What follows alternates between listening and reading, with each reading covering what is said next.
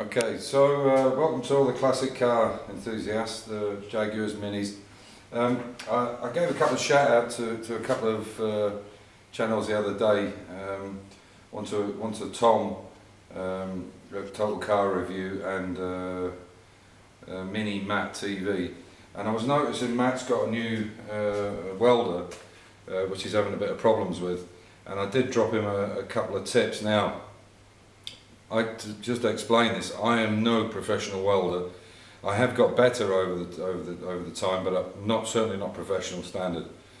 So I'm just trying to give a couple of tips that I think might help.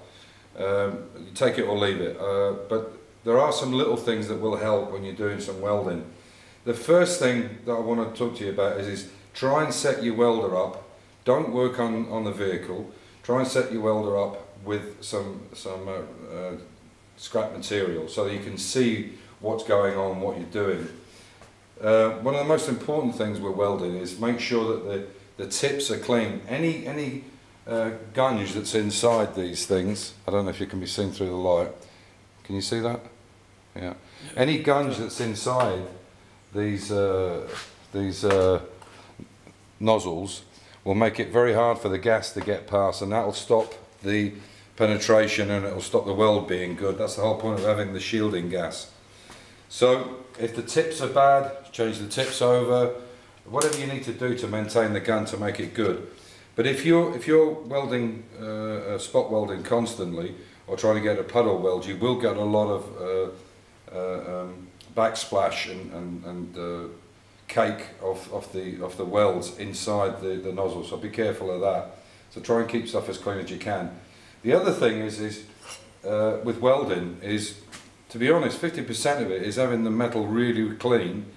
And if you're trying to work with metal that's got paint on it, or it's got filler or whatever, you're fighting against it all the time, because what's going to happen is this paint is going to burr up and you're going to get it in the weld.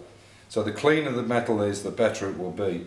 The better the penetration, everything.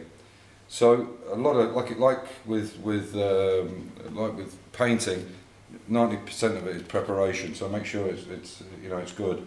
So a couple of other things. This is a normal nozzle, as you can see there, for normal welding, and this is the one I was talking about with the legs on it.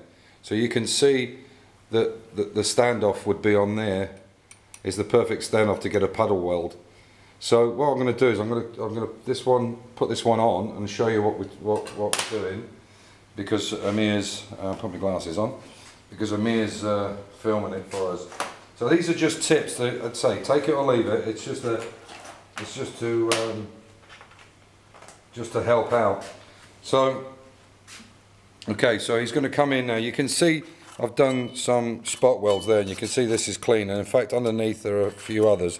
So what I'm going to do is I'm just going to, basically all you need to do is hold the leg straight, and there you go.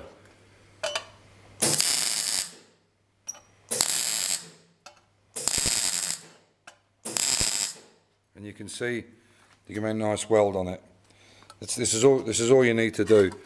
And this, especially when you're doing something like this. So what I've done is I've prepared this, I've put a little edge in it, and I haven't prepared some of these. They're from the old Mini, the green Mini, as you can see. So you can see what I'll do now is I'll put it on.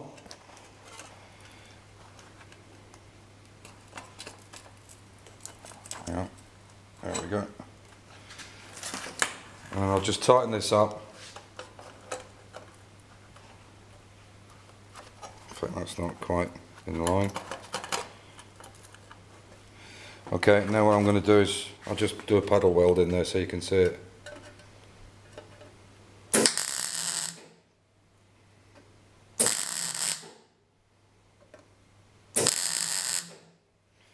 Okay, you may have noticed there, or maybe not, but you can see the puddle welds in fact there's a bit missed there. I'll just touch that in.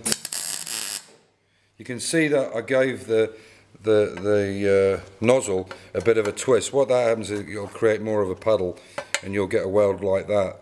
And this is then very easy to knock down. So that's that type of welding. I mean, obviously if you're going to do something continuous, you want to be using this. And again, it's all about the right angle. So we'll do it on this piece here.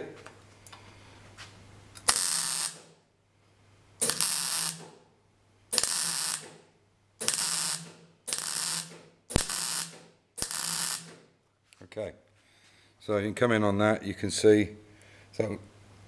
So there's many ways to do this. If you're building on top of something else, you've got a lot of metal, you can do a continuous weld. But when you're working with metals that are rusty, or this one is old and this one is new, the best way to get around that is by using, this is a copper bar, a buzz bar from a 3-phase electrical box. I got it from a scrapyard, and all you basically need to do is use this. If you have, for instance, a problem, you can then hold it with the vice grips, and watch, I'll do it, and you can see that that won't actually contact because the copper's different material. And this is a way of creating a weld if you've got problems or you're blowing through, and the copper will just come away from it. So that's just some real basics, but it's very important that the material should be clean. You know, if it's got paint on it, you're going to have problems, so you're fighting it all the time. The other thing is try, where possible, to get the best helmet you can. The better the helmet is, the better the electronics in it, the way it works, is going to help the welding. This is a reasonably new one. We have 2 or 3 others, and the difference between this one and the cheaper one I had is amazing. You can really see what you're doing with that. And I didn't have it on because we were doing the filming. So we're going to go over and see this. You saw this yesterday.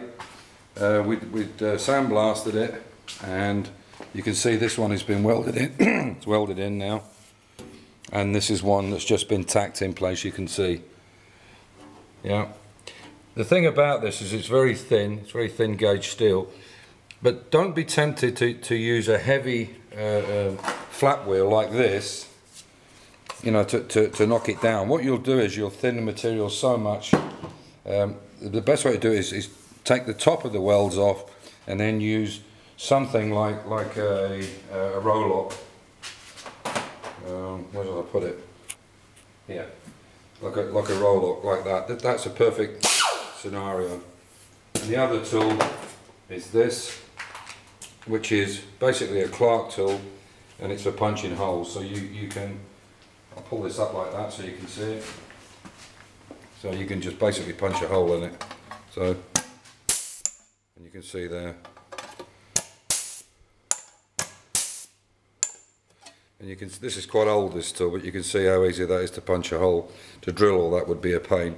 If you want to juggle it, you just use the top part of it, you just turn it round and you can juggle the edge all the way around. Now it's got, so, and I can move around a bit at a time. This is round, but just to juggle an edge. But it can be done as long as you go back over it. And I think hopefully you can see there, it's got a nice juggled edge, and that is exactly the same size as that. It should be flush. So if I take this out now and show it you, you should see, I've actually pulled it away from it, but what will happen is that will be flush against there. This was just a test piece, but you can see that's strong. I mean, that'll snap, I think, before, yeah. Maybe it will snap. Yeah, there you go, the actual,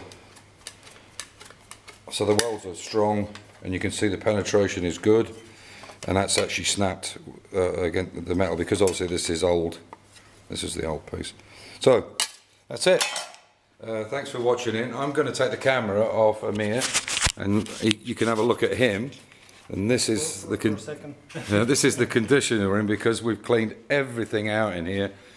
It was quite a bit of a mess, and as you can see, it's all been tidied up, and the Jag's getting ready for a service because we're using it next weekend. So thanks for watching, and I hope them tips are any good to you. As I say, I'm not a professional welder, but we do our best. So take care.